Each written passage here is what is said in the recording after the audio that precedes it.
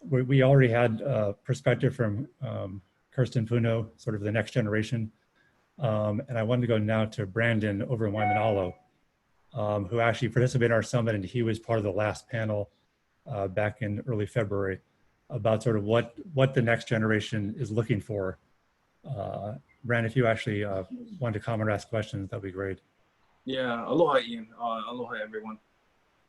You know, I had just one fundamental question that I think if we're talking about building a just economy into the future for Hawaii, I just like to get everybody's perspective on how do investors and even policymakers and politicians, what role do you folks play in the acknowledgement of the illegal overthrow and the trouncing of Hawaiian rights by both investors and state government play in building a just economy? And I just like to play out this scenario and give this analogy because, you know, we have an opportunity to rebuild a really, truly just economy. If we're gonna build an economy and build it on the shaky foundation that it was already built on the illegalities of what it was already built on, then we're gonna get into the same issues and same problems down the line. You know, say you had this beautiful house, but it was built on really shitty foundation and a hurricane just came through and blew the whole thing away. Now, would it be wise to rebuild your house on that same foundation without addressing it? When it is open to it be addressed, when there's nothing to lose, when you can rebuild a new economy. What role does an investor play in helping to perpetuate that? Because as part of the Hawaiian community, we are constantly battling both investors and state governments to acknowledge the rights that have already been acknowledged by US Public Law 103-150, the US Apology Law. And so it's really difficult sometimes for us as Hawaiians to always constantly be battling two entities at the same time. It's great when people like Sinenci and Lynn Decoite get into office because they bring our perspective into the building and they help to push forward those acknowledgements. But we kind of depend on elections to constantly, every 4 years, having to battle these things. So I think it is on the new investors and the new people that want to come in with this ESG model to actually step up and become champions of the community, rather than just, okay, you know, we acknowledge the community, we like the Hawaiian rights and everything, but as soon as we get the permission to proceed, we just barrel through. It cannot be like that anymore, because we'll get into the problem of what we're looking at right now, which is plantation style economy. And so I just wanted to throw that out there as part of my comments and questions. I mean, I have a little bit of an answer to that, I think, and I would be interested to hear from Christina and David as people who were at the summit, because it seems like part of this is, and you know, frankly, part of the work that Ian and Shay, and to a certain extent myself, have been doing is precisely about this. I think it's educating investors, informing investors, and having them understand these issues and the history and the legacy issues, so that they're not just like, you know, showing up and thinking that they know better and sort of implanting, you know, their sort of plantation vision on what they think the community should need. And I don't think, you know, I think a traditional investor wouldn't even be interested in the kind of issues that you're talking about. And I think that the fear from sort of local communities would be like, hey, if we start talking about all of this stuff and, you know, that's just going to scare capital away. Whereas the purpose of sort of, when done well, the sort of purpose of impact investing and sustainable investing is to talk about these issues and understand them and find ways that capital can be aligned in sort of accretive instead of, you know, destructive. And, you know, I think that, you know, I mean, and again, I'd like David and Christina to talk to this themselves, but I think that, you know, one of the real takeaways that, and Ian can speak to this as well, all the investment capital that attended the summit or was part of the summit came away saying, wow, like, you know, I didn't know all of this and I want to know more. And it made them sort of more excited and more engaged.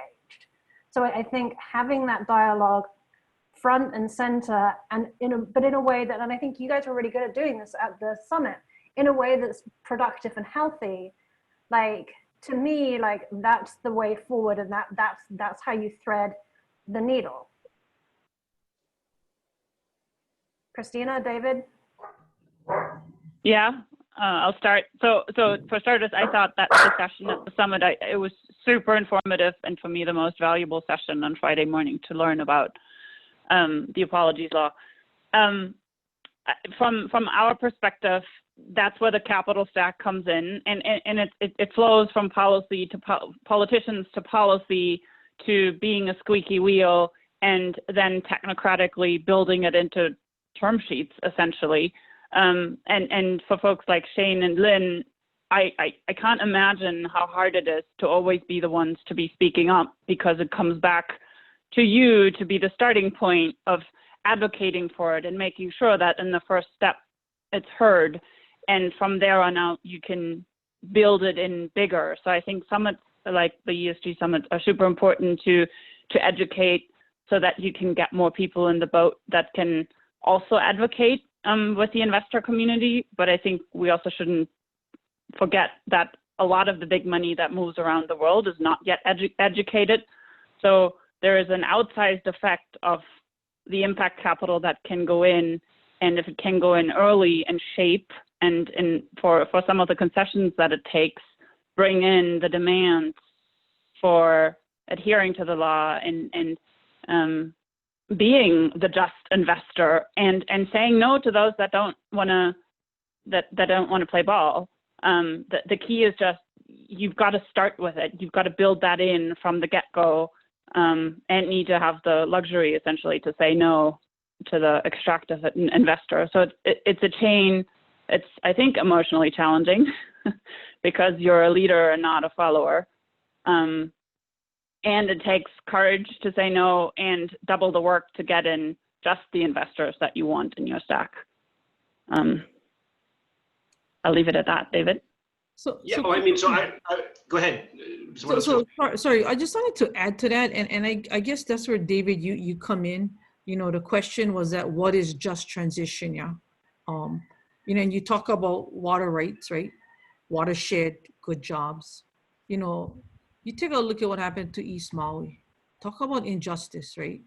You know, myself, Shane, you know, as Native Hawaiians within the political realm, one, are we outnumbered? You know, while we try to carry that history, and we try to carry it as best as we can with dignity and pride, you know, it is looked upon as one, and I'm not meaning this in a derogatory way to you folks. You guys as ESG are considered outside investors.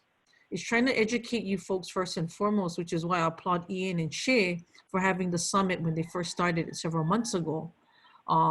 You know, I apologize for not being able to sit through that entire summit, but you know, it's one, the education part of it was where we lost most of our investors. You know, by the time they finally got involved and they're like, wow, we never know. That's the same thing we deal with at the state capitol, the same thing we deal with at the county council, is that somewhere along the line, the cultural aspect and the history was not brought forward, and it slowly comes into play. We lose you guys because you guys get fearful of the fact that there's a lot of animosity and anger that we hold within the wrong that we're trying to make right. So one is, you know, I look towards you guys as if you're going to come in and invest, you know, invest in the right way in learning the history of what had happened. And then I think the transition for us will make it a whole lot easier. And I'm going to say this again, and I say this about the access deer, because investing in agriculture will take a lot in working with this access deer has that completely destroyed our crops, whether it's going forward and growing that and using you folks as an investment. But we got to take care of a problem that will continue to hinder upon our food supply here in this time. And it's the investments that you guys can do within, whether it be manufacturing, the capital improvements that is needed. But those are all culturally part of who we are and where we came from. And it started with kalo, ulu, the sweet potato, you name it. And all of those things that play a huge role in our culture and where we are to go forward, yeah, on a lot of this stuff. But I just wanted to throw that out to you folks. But I appreciate the panel that you folks have put forward, because I think we can all learn from each other and help each other to really make the best out of the investments with you folks and into the county or even statewide, if that's where we're to go. But just wanted to say that. Thank you. Thank you, Lynn. David, do you want to answer and take a shot at wrapping it up for us?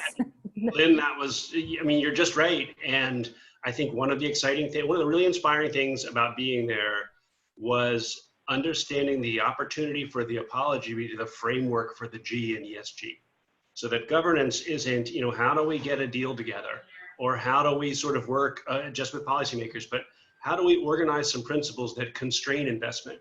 And you asked, like, what do investors want? Well, there are different kinds of investors and they want different things. And you all need a framework that kicks out the investors you don't want and attracts the ones you do want, but keeps community control over how they invest. And that was just, you know, hearing Bumpy and Brandon and you all as counselors describe those things.